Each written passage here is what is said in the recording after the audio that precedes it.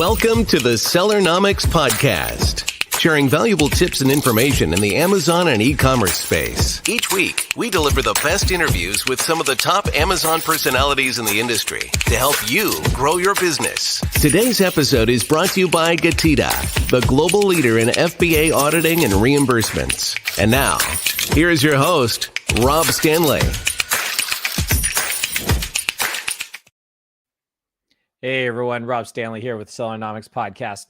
You know, as you grow your Amazon business, you run into different hurdles. And of course, our show is to try to help you with some of those hurdles you run into. And one of them that you might run into is funding. So today what I did is we brought in Oz Merchant. Let's bring him into the studio. Hey Oz, how you doing? Hey Rob, appreciate you having me.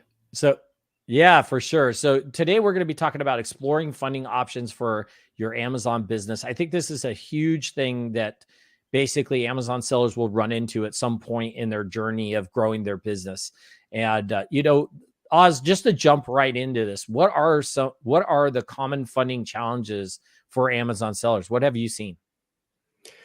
Yeah, it's very interesting because, e-commerce is very different than your traditional brick and mortar. One of the challenges we see as e-commerce sellers are trying to get funding and trying to scale their businesses up is they just can't go to a traditional bank.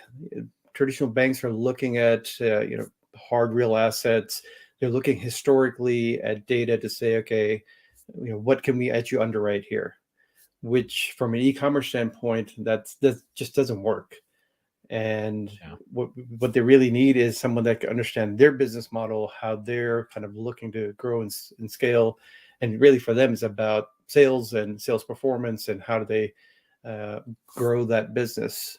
So that's one of the key things we see as we're talking to sellers. What options do they have, and what issues are they running into as they're trying to scale up their business? And oftentimes it's around inventory, it's around marketing. Those seem to be the biggest two expenses for sellers. And they know that with the existing cash flow they can grow, but usually at a very kind of steady pace, but nothing exponential. Versus if they could just tap into some capital, they could really grow and accelerate that business.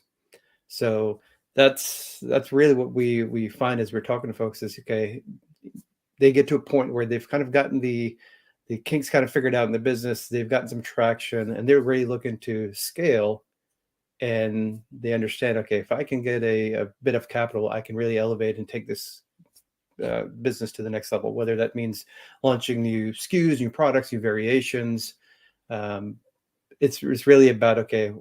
And we even see that, people are just kind of going through that journey of like, okay, I was doing some wholesale, but I'm really ready to now go into private label and build out my own brand. To make that leap, I need more capital.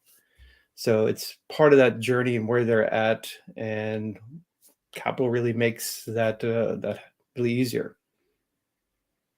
Yeah, absolutely.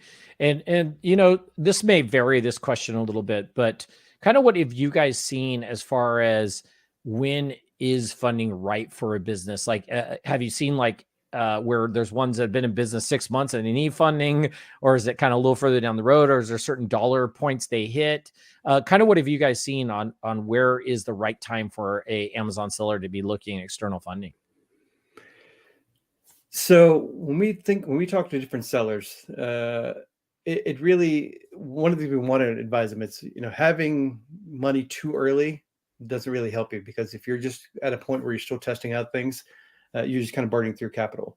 The idea of taking money to make more money is far smarter, and you can actually, it becomes a lot more justified. You're getting an ROI for that money.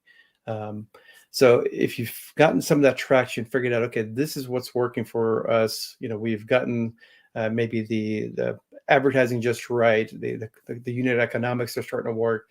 Now we just need to kind of put some fuel to the fire. That's where capital comes in. Having more money, and money is an amplifier. So if you're making the right kind of decisions, it helps kind of grow that. If you're making decisions that are not kind of digging yourself in the hole, more money is probably not going to help. It's just going to put you further in the hole. So you want to be kind of strategic about how you're using that money. And, we find that as we're talking to folks, if they're thinking more long-term ahead, planned capital is always cheaper than unplanned capital. So if they can think in the long term, say, okay, this is how I'm going to use the money, this is when I'm going to need the money, then the cost of capital is going to probably be a lot more cost effective. So that's as we're talking to folks, it really comes down to the seller types and where they're at in the journey. So if they're doing arbitrage, when does it make sense for somebody doing that versus somebody who's really a brand importing goods in? The types of seller are different, and the uses for capital are different as well. So it's just better understanding who that customer is, what their needs are, what can they do with it tomorrow. Arbitrage seller, they really need cash every day, because the more money they have, they can go out, buy new products, whether they're sending it FBA or doing an FBM. The quicker they can get hands and kind of clean out some of these shelves, the more products they can get out there and start making some money. So they need it very quickly, but they don't need it in big chunks as much versus somebody importing in. I need to pay 30%, 20% down. I need that chunk of capital, and then I need another 70, 80% to get the shipment released. So those needs and the timeframes and the lead times are just so different. It really just helps how well they know their business and how they can basically kind of take that business to the next level by bringing in an outside capital. Yeah, I think you brought up a good point. I mean, depending on the type of seller you are, you might have different needs. And that's a great segue into my next question, actually, because I'd like you to kind of cover, there's so many different funding options out there. And I'd like you to cover a little bit about what's Viably's option and, what kind of sets it apart from some of the other funding options out there for Amazon sellers and their businesses.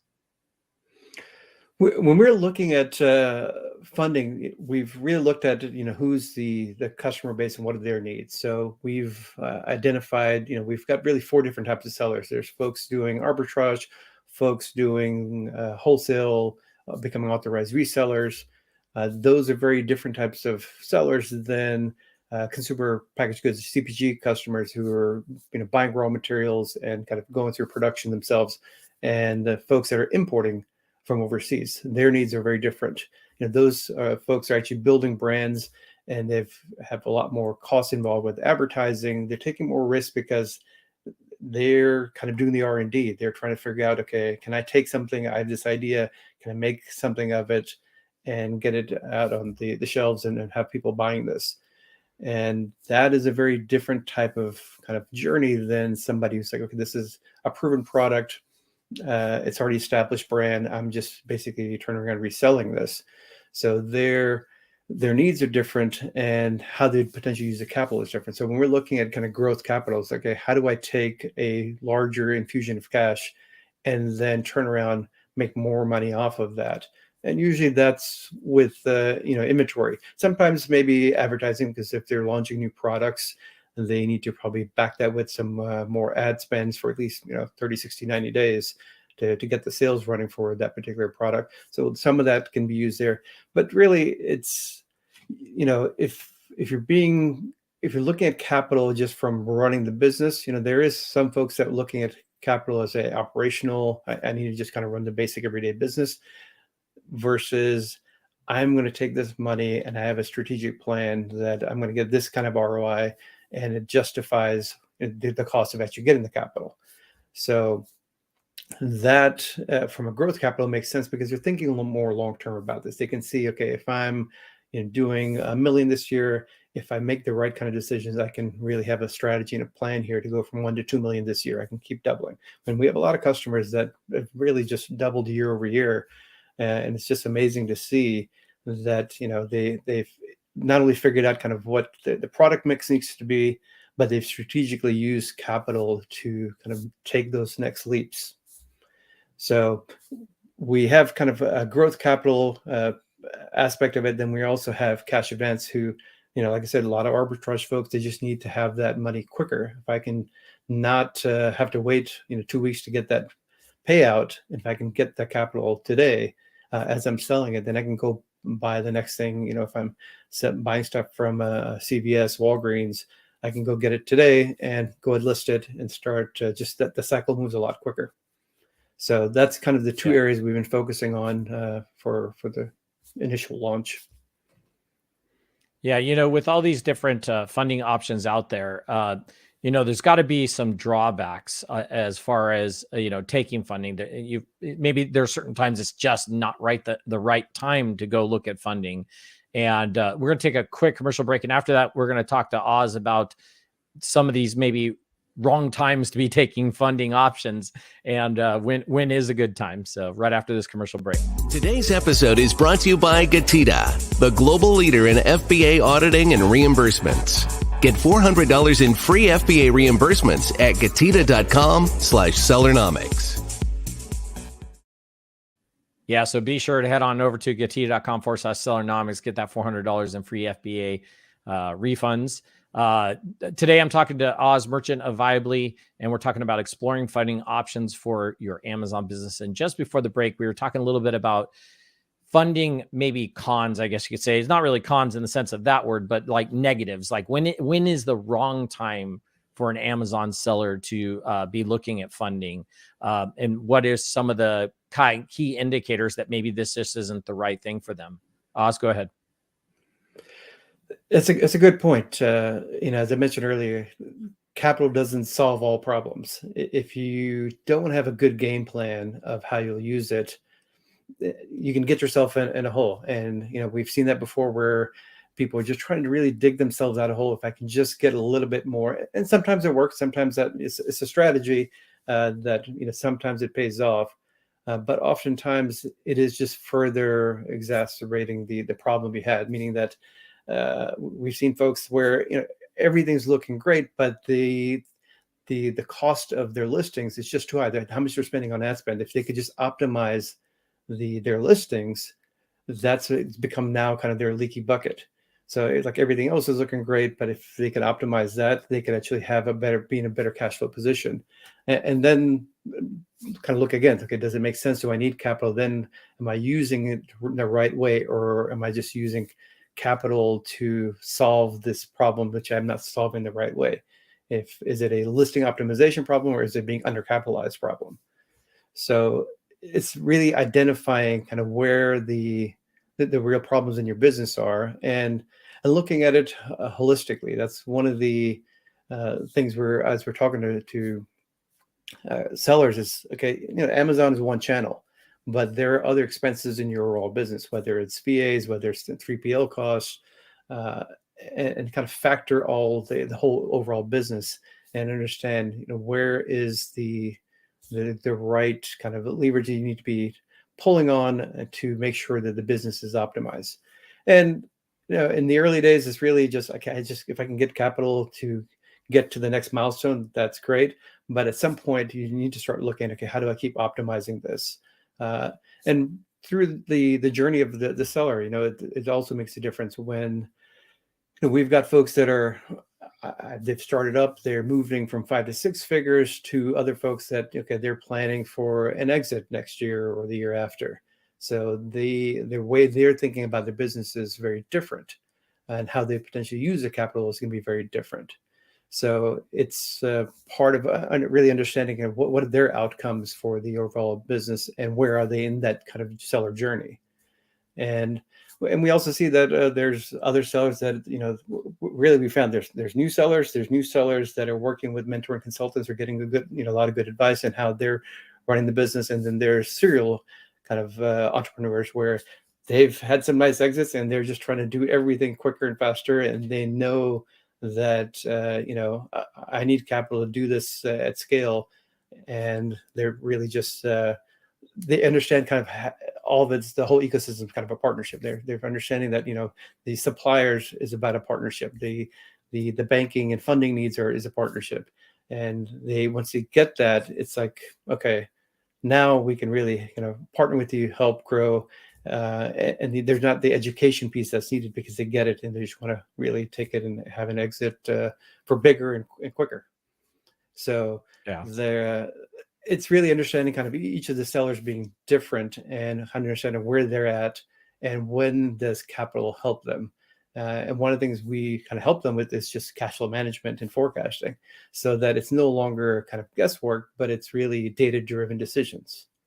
And that becomes very critical, where we've talked to folks that, they have a gut feel like, yeah, I was pretty sure I was doing this much percentage in net profit.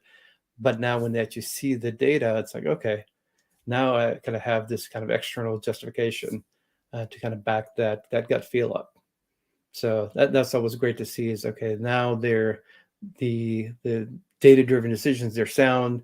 They have kind of a pathway to scale and grow the business. Yeah, absolutely.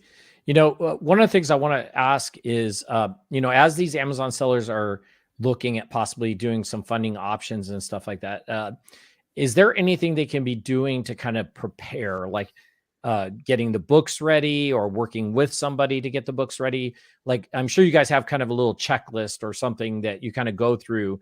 What's the things, if they are interested in or thinking about getting funding, what are some of the things they could do to prep for that? The getting their books in order is a great first step. The sellers, they kind of range. We've seen folks that really have their kind of the spreadsheets all kind of structured, and they know exactly how their business is running. And there's other sellers, they started off as a side hustle, and this thing is just kind of snowballed, and they're just excited to see where this goes. And they could really use some help, kind of really just buckling down the business, working with an accountant, a bookkeeper, and just getting some organization to the business, because there's times where they think the business is, behaving this way and it's generating this kind of revenue. Sometimes looking at just sales, it can be misleading because that gives you one kind of KPI. But if you don't know everything what's happening behind the scenes, where the leaky buckets are, you may find that the business is not where you thought it was.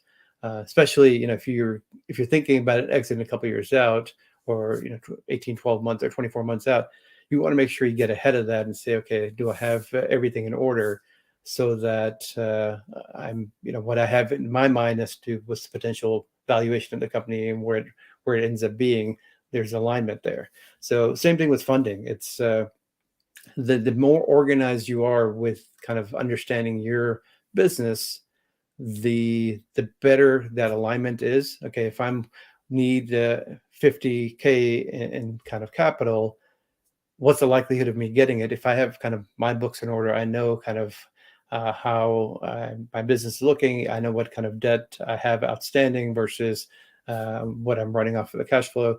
They're going to be in a far better position than, yeah, I just thought I'd, see what I could get. And that's just which is nothing wrong with that. But it's just a different type of seller, and a different way they're looking at their business. So wherever we can help them, just whether we're funding them or not, if we can help them kind of just become more educated about how they're running their business and their numbers and their cash flow, I think that's always a win, because like I said, we look at it as a long-term partnership. We really want to work with folks from the early days all the way till they have an exit. So if we can, even if funding is not right for them now, maybe it would be in 6 months or 12 months down the road, and we want to partner with them through that journey. Yeah, and it sounds like that even if they don't necessarily go with the funding, but they go through the process of it, it probably helps them figure out a few things with their own books, what they need to clean up, maybe things they need to do going forward to make sure that if they do get to that point that they're needing funding, that they have it ready, right? So what about, Exactly. Let's talk a little bit about when, some of these e-commerce Amazon sellers take on funding. There's got to be some risks involved.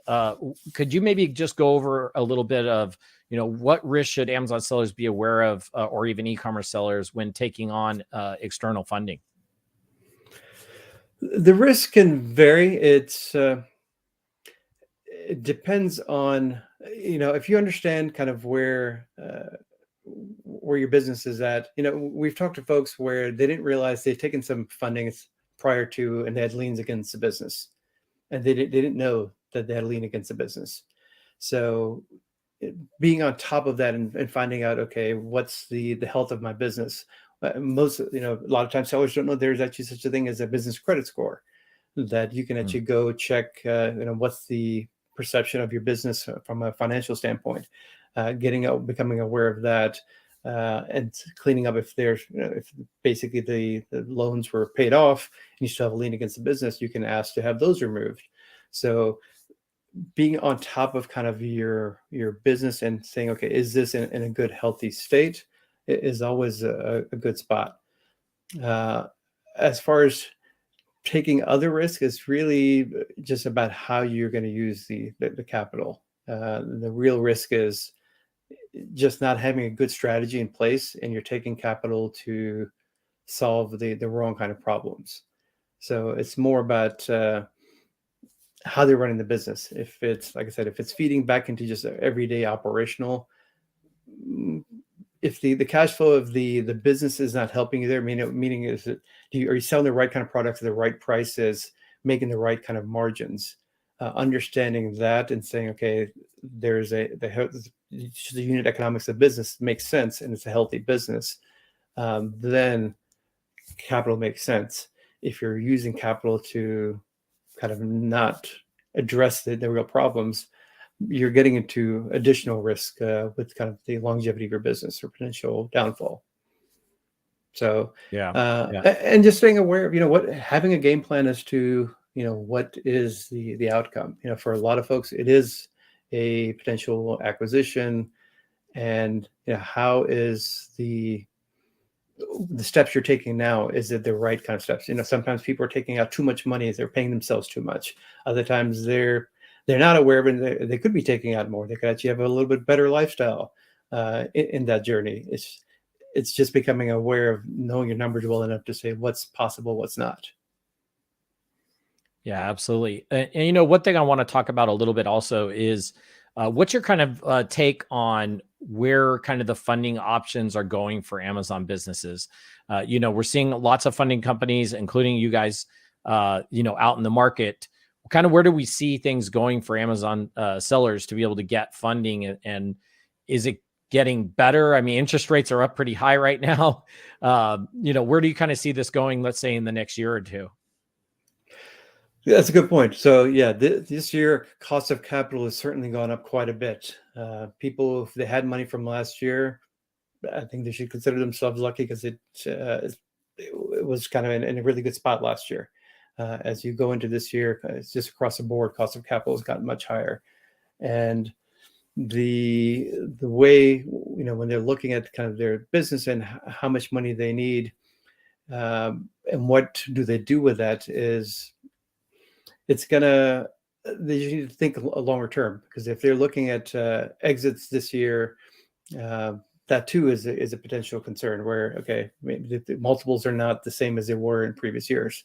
So making sure that, they're being realistic with the expectations. I was at Prosper, and that was talking to different folks. That was a common thing I heard, where the expectations of what people were wanting was still like based on last year versus this year. So understanding, that the whole kind of economy and things have changed, and either change your strategy to factor in, okay, I'll do things differently this year, so I'm in a good spot, and planning accordingly for kind of maintaining the business or keep scaling. Maybe it's at a moderate growth, versus, having the expectations that, well, the last year's numbers should hold true this year. So the world is changing. So, just staying on top of the aspect of what's happening with the market from financial standpoint, what's happening with the supply chain as a whole, that makes a difference. We hear that things have gotten better. Some are still saying that there's still issues, but gotten better. But it's in a far better place from, at least lead times. The cost of containers has gotten more reasonable again. So once again, just understanding the overall business makes a big difference in how you kind of plan out your year. Yeah, absolutely. That does make a difference. And yeah, I think we're all hoping that things are going to come around a little bit, but we're going to take a quick break. When we come back though, I want to talk to Oz about Viably, some of the options and that they have there to help Amazon sellers with the funding right after this commercial break. Did you know that Amazon probably owes you money for FBA reimbursements? Get $400 in free FBA reimbursements at GETIDA.com/Sellernomics. Yeah, you all know what to do. Head on over to GETIDA.com /Sellernomics and sign up for that free $400 in FBA refunds and reimbursements. I have Oz Merchant on of Viably, and we're talking about exploring funding options for your Amazon business. Some great answers to a lot of great questions that came up. But I want to dive more into Viably. Why don't you tell us first, Oz, a little bit about yourself, kind of what brought you into Viably, and then let's definitely touch on how Viably is helping Amazon sellers. Sure.